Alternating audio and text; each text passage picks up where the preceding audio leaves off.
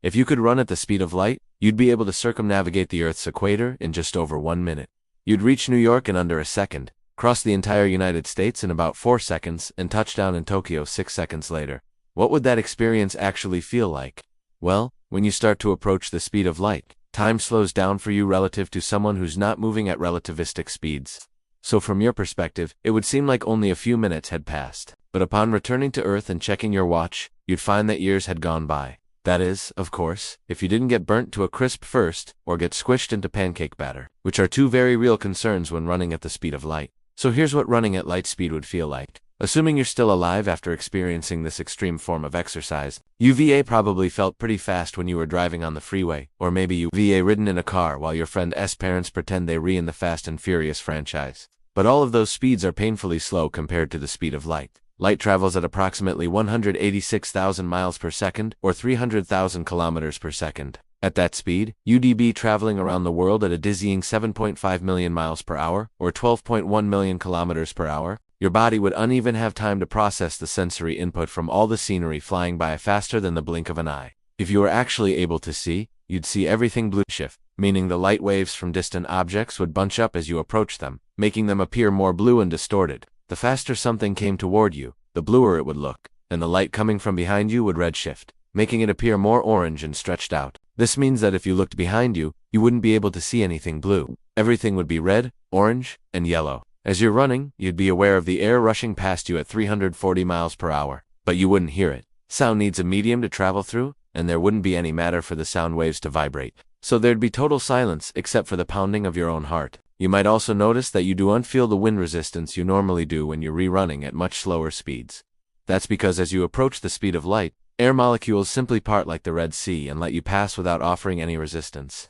That's a good thing since air resistance gets worse the faster you go. If you were to get anywhere close to the speed of light without this phenomenon, you'd be met with an unyielding wall of pressure. Your muscles would be working overtime to keep you upright and sprinting forward. But it turns out you can only achieve the speed of light if you have infinite energy. So even if you ate a big bowl of oatmeal before your run to increase your glucose uptake, it wouldn't help you reach light speed.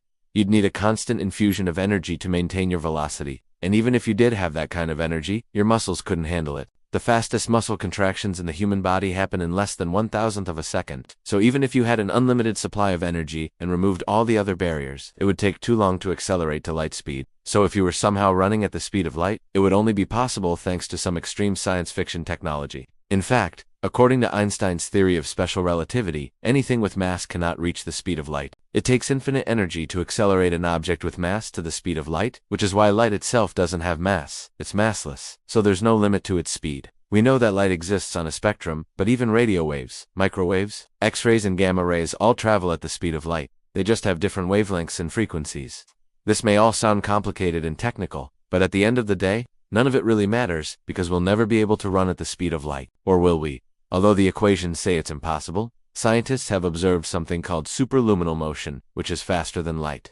For example, in 1974, researchers noticed that certain quasars emitted light that was traveling at twice the speed of light. There are a number of theories that attempt to explain these findings. One is that the light isn't actually moving faster than light, but rather that space is compressing between the quasar and the observer, giving the illusion of superluminal motion. Another explanation is that the universe has a vast network of wormholes, and the light takes shortcuts through these tunnels, allowing it to arrive at our telescopes sooner than it should. However, the most popular theory among astronomers is that superluminal motion is actually caused by beaming. Imagine if someone shone a flashlight at you while rapidly spinning around in circles. As they spun, the beam of light would appear to zip around the room faster than the speed of light. Similarly, astrophysicists believe that the light emitted by superluminal sources isn't actually moving faster than light, but that the source is emitting huge bursts of light in very narrow beams that point directly at us. In both cases, it's an illusion. Space isn't warping and light isn't tunneling through wormholes or traveling faster than light, it's just beaming.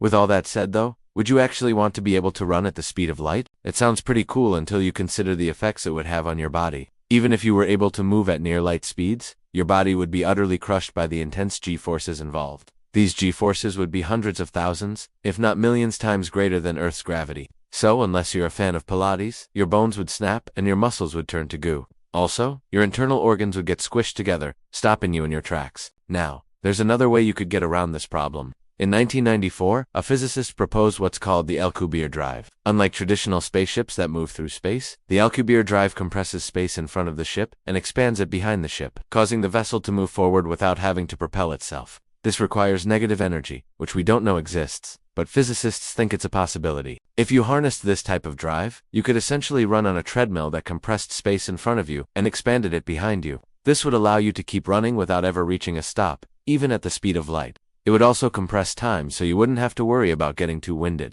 Plus, you wouldn't have to deal with any of the negative effects of moving at light speed. It's a win-win, but unfortunately, even with this fancy sci-fi technology, you'd still get burnt up if you tried to run at light speed. That's because as you get closer and closer to the speed of light, your body would emit more and more radiation due to the intense friction with air molecules. You'd start off feeling the heat as you accelerated to near light speeds. The intense friction would cause your skin to burn and char. It would feel like you were on fire, and by the time you reached light speed, your body would be completely incinerated. So not only would you be unable to outrun light, you also wouldn't want to. You're safe from the speed of light, but that doesn't mean you're completely safe. Check out Most Likely You'll Be Killed in the Next 10 Seconds for a look at all the ways you could die right now. And if you survive that, watch What If You Fell into a Black Hole instead.